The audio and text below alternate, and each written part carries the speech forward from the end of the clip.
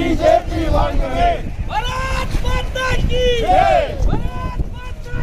மக்கள் நல திட்டங்களை விளக்கி ஒரு யாத்திரை மேற்கொள்கிறோம். இன்னைக்கு நீலகிரி மாவட்டம் ஊட்டி அடைஞ்சிருக்கிறோம். பல்வேறு நலத்திட்டங்கள் மத்திய அரசு கொடுக்கிறது ஏழை மக்களுக்கு சென்றடைகின்றது தான் இந்த நோக்கம். அதை கொடுக்குறோம். இதை நீங்களும் ஏழைகளுக்கு சொல்றோம். இன்றைக்கு நீலகிரி மாவட்டத்துக்கு வந்திருக்கிறோம். நீலகிரி மாவட்டத்தில் ஊட்டியில இந்த யாத்திரையினுடைய பிரச்சார பணி தொடர்ந்துட்டு இருக்கு. இதுல பல்வேறு நலத்திட்டங்கள் இருக்கு. இதை நீங்களும் ஏழை மக்களுக்கு கொண்டு போய் சேரும். தமிழகத்திலேயே பணம் கொடுக்காம கோட்டு கொடுக்காம தேசத்திற்காக கூடக்கூடிய ஒரே கட்சி பாரதிய ஜனதா கட்சி மட்டும்தான்.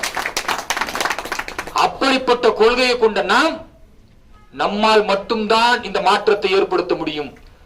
ஒவ்வொரு பாரதிய ஜனதா தொண்டரும் 100 நபர்களுக்கு சமமானவர்கள். மகத்தான உழைப்பை செய்ய வேண்டும். இடையூறுகள் வரும், அடக்குமுறைகள் இருக்கும்.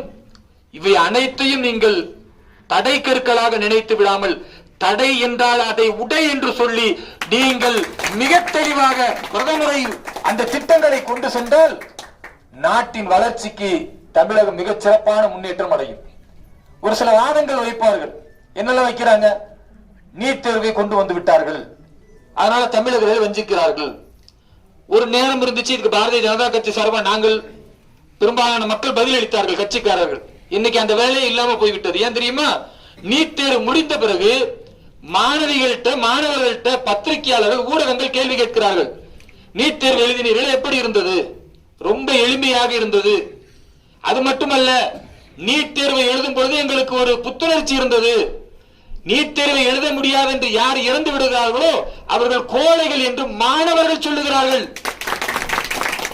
அப்படிப்பட்ட கோழைகளை உருவாக்கத்தான் திமுக திரு ஸ்டாலின் அவர்கள் இறப்பு வீட்டிற்கு சென்று 5 லட்சம் ரூபாய் கொடுத்து மாணவர்கள் இறப்பை தற்கொலையை ஊக்குவிக்கிறார் என்றால் இதைவிட மோசமான ஒரு கட்சி தமிழகத்தில் உண்டா?